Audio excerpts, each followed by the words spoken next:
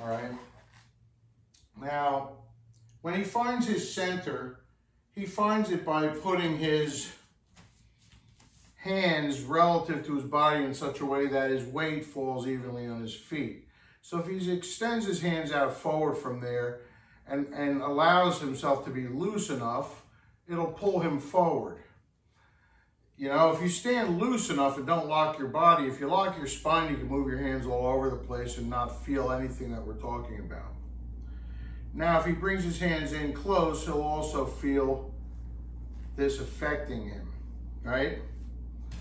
So when he finds his center and I push on it, he doesn't wobble. He gets there's no like potential energies, no heaviness in this direction or that direction for my energy to add to his. So this is part of the standing training, is to find this feeling in the body and move within this feeling so you don't come out of center and affect your breathing and everything else. Because if he puts his hands out farther, not only does he not protect himself, but his breathing will be restricted. Same as if he puts it in too close, right? So now any posture you can look at this way. So the information you glean from this, if he were to do, say, the first ward off left posture in like a form, face this way. You can do anyone's form. All right. So in this particular version here, things are pretty good.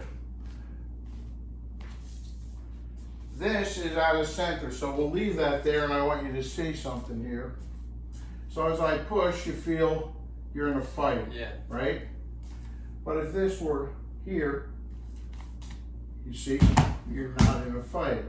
Wow. Now, his hand is at a 45-degree angle, preferably in this particular form. If his hand is flat, do you feel it tightening up your shoulder a little bit? So this allows him to sink his shoulder and elbow more. Oh, that's way better.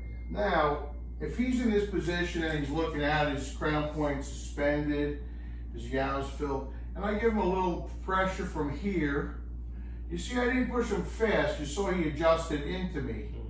So be careful to not lean into something, rather fall away from your crown point and let the posture eat. Now, if he stands like a balance and is truly sung in his spine, and he lets his hand, say, be like that, he should notice that it's pulling him in that direction. So, back up this way a little bit more. So, do the posture again. So you see, now here, what's happened is, if the hand comes back here, the shoulder quad becomes broken. So this shoulder will be broken as well. Now, another aspect is, in this particular posture, is he's not squared this with this hand. So instead of having a triangle where the base is squared, the base is bleeding off. So this particular thing is good for loading his back leg, but if I push directly at him, he'll collapse very easily. Whereas if he sinks into this claw and squares this, so this is roughly around where your knuckles are, not more. And you gotta really feel in your own body when you let your shoulders drop down. But when this is like this, and look through the wall, not at the wall, there you go. You see? So I can push on that from the front. If he lets this spill off, I'll get into his posture. So pick another posture, stand this way, and say we get into, like, I know you don't do Shingi, but we'll get you in a Santi posture. Back up so they can see you in the whole posture. This way a little bit. This way a little bit. All right, so he doesn't do shingy, so this isn't super fair. Get on the back leg and stay on it, and I'll talk as quick as possible. This hand here, looking out to infinity through the index, drop away from the contact point there. Now, if I had pushed him quick, he would have gone for sure. So I nurtured him into posture. I touched him and let him sink away from it so that he became solid. Now this hand, if he lets this sit down like that a little bit, you'll see his posture will collapse in that direction. Whereas if his seat's that palm and this here, you know, he becomes strong. So these are some examples of posture testing. Stand facing our studio audience.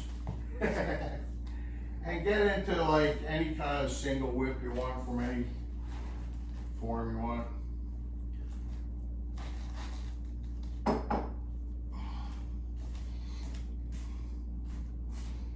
So let this come down.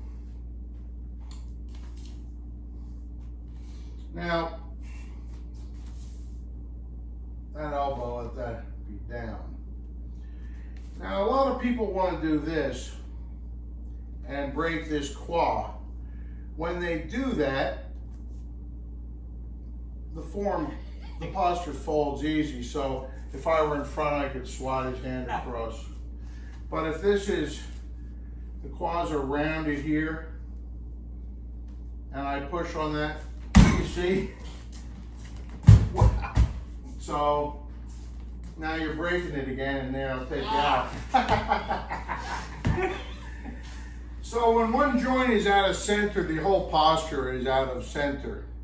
These are just a couple of examples.